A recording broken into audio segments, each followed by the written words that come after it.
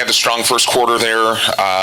Really good first quarter. And then after that, was it an adjustment Virginia made and getting you guys out of transition, or was it taking the foot off the gas pedal? I thought we lost a little focus. I mean, we came out and scored the first 4 points of the second quarter. And all of a sudden I was like, okay, we're about to put this thing away. But that's kind of been our MO this entire season. We get it up to 20, and we just can't finish it off to where now all of a sudden you've got it at 26 or 27. We did do that at Miami, but, we were up 20 at North Carolina. We're up 19, and then we're at a point now where every time we have a mental breakdown on defense, we get scored on. I mean, it's pretty impressive. Every single time we have a breakdown, it leads to a bucket. And I'm like, guys, we got to just follow the scouting report. Like, if somebody if I say so-and-so's not a shooter and they shoot and make it, that's my fault. But when we're telling you what they do and then we gamble on something and all of a sudden it gives somebody an easy look, well, we just can't do that. And that's one of the things I keep challenging them with, is just follow a scouting report. And if it doesn't work, we'll switch it. But give us a chance to see if the plan we're putting in place is going to work. As anemic at times that we were at the offensive end, we still figured out a way to score 71 points. So that's pretty impressive in its own way. But we just got to get to a point where we're just a little more consistent, to where we can just continually build and build and build instead of going 4 or 5 minutes without scoring the basketball. Coach, she had a big game for you on the boards for you tonight with 12 rebounds, and she's been doing that over the last couple games. Just talk about what's gotten in her lately as far as that progression. Well, I was really pleased with how she rebounded the ball. And that's something that she's really been focusing on, just to try to get more of an all-around game. What I've got to get her to do is continue to focus at the defensive end, which she is. It's been a change. It's been a change for her and Liz in the terms of how we play and what's expected, because we don't guard every player the same way. On one player, we might hedge the ball screen. The next kid, we might go under the ball screen. So you've got to know who's coming off the ball screen. So, it's difficult, but it's doable because we've done it the past 13 years. But if we can figure that out and get that down, then all of a sudden it changes what we're able to do. And for those two, it really is their freshman year. I know they came in here, they're transfers and they're sophomores, but for us, it's their first year. It's their freshman year. So I've been pleased with the growth they've made. I'm really happy with how Elizabeth Dixon is starting to play at the defensive end of the floor, because that's where I need her to really continue to focus. And then the offensive end will come. She took a nice shot, she just missed it, and then a great effort on the offensive board that would have been a spectacular finish. It just unfortunately did not go in, but what we need to do is continue to be a presence in the paint for us. Coach, that first quarter, Virginia I think they had like a very small lead, but it seemed like you guys really turned up the pressure there. Was that kind of what the difference you think for when you guys are able to put distance between you and them? Yeah, I thought we did a really nice job there in the first half on sideline situations where we were able to press and throw some traps at them. We scored off of that. And then, we started off scoring the basketball. We're 10 for 14 in the first quarter. The problem is they were 6 of 14. We've just got to do a better job of not giving people easy opportunities to score. And that's something that we continue to work on, and, we'll keep working on it. Are those scoring droughts you guys go on just poor offense, or is it missed shots, or what would you see? It's a little bit of everything. We just, like I said, they're playing hard. It's not that they're playing hard. It's just that you've got to stay focused. You've got to continue to grind it out, continue to know what we're looking for. And then when we stand off the ball, that's when we really get stagnant. When you see us just standing there, when somebody else has the ball and we're watching each other, that's when we're bad. When you see us moving off the ball, a lot of good things can happen. You know, when you drive it, the help's not there because they're worried about you moving. We made a couple really nice passes off of drives because the weak side guards were screening for each other. Those are things we just have to get more consistent with. Coach, Jazz, I think, went scoreless in the first half, but lit it up in the second half. Is that a sign of her maturity that she'll have the ability, perhaps in future games where this might happen as well, to kind of turn it on exactly when you need it? Well, she fouled. I mean, you know, she took herself out of the first half because she picked up 2 fouls, and that's one thing that she had not done the past 9 games. I'd really been proud of her because she had been staying out of foul trouble. When you pick up that first one, you can't get a charge call for your second one. It's just you got to understand the game. You can't put yourself in that position where it's even a 50-50 call. And that's something I talked with Jazz, and she's great. I mean, they all want to be great basketball players. It's a learning process, and you got to give Virginia credit. They played scout and report defense. They backed off of non-shooters, challenged them to shoot, and we've got to be able to step up and knock down 8 to 10 foot jump shots. Coach, it was a little shorter bench tonight. Molly, of course, wasn't there. Jess wasn't there. It's the flu bug or sick. Yeah. Yep, just sick. Jess was diagnosed with the flu, so when Molly started not feeling good and Romani wasn't feeling good, it's like we just keep them away, quarantine them, so we don't get everybody else sick. So yes, that's what it was.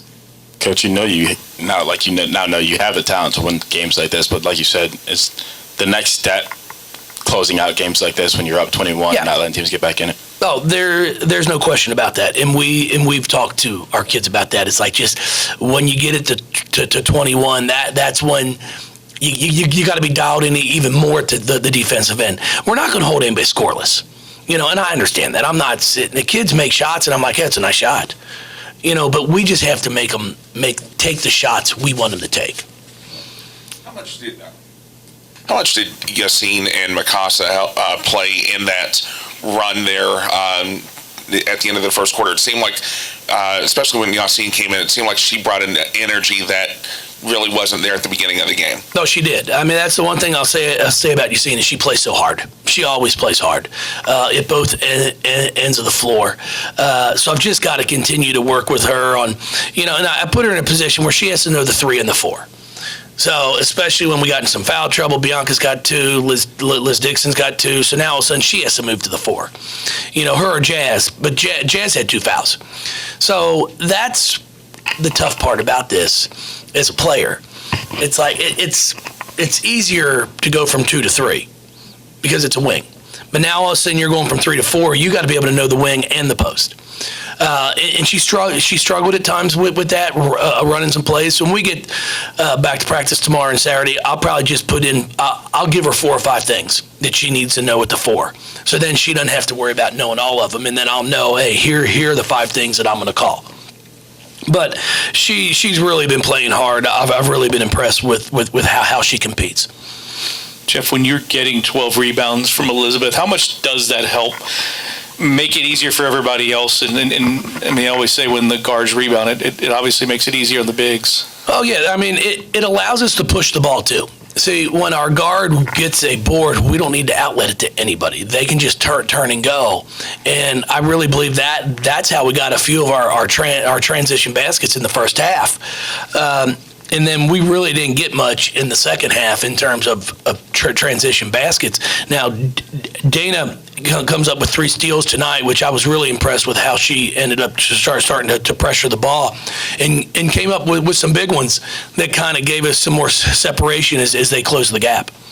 Win number 350, I know it's in the big picture of this season, it doesn't mean much, but still a nice milestone. No, I mean, I've been very blessed to work with a great staff. I mean, you know, Michelle's up there at Cincinnati, started with us, Beth Ann Ord at Binghamton.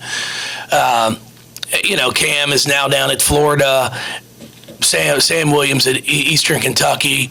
I mean, I've been very fortunate to have just some wonderful people that I've had the opportunity to work with. And Steph's been here for all 13 years. She's a rock. She knows.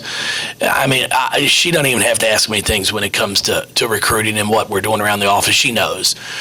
Sam Purcell's been busting his tail, and and JP's been good. So when you have a great staff, it makes things easier. And then at the end of the day, players win games. Coaches get way too much credit for wins, and I always laugh because then we get way too much blame for losses. The players are the ones that step up and make the plays. Our jobs are to put them in situations where they can try to have success, but they're the ones that have to make a read. If you come off a ball screen and you're getting trapped one possession, you have to make that read. But no, I mean it's been a great run. I mean it's 13 years of I think expectations that are pretty high around here for women's basketball. I mean we're sitting here at 18-1 or 19-1, whatever we are, and I really don't know if people really expected that after we graduated Asia, Sam Fearing, and Erica Carter. We had 3 players that graduated that were drafted.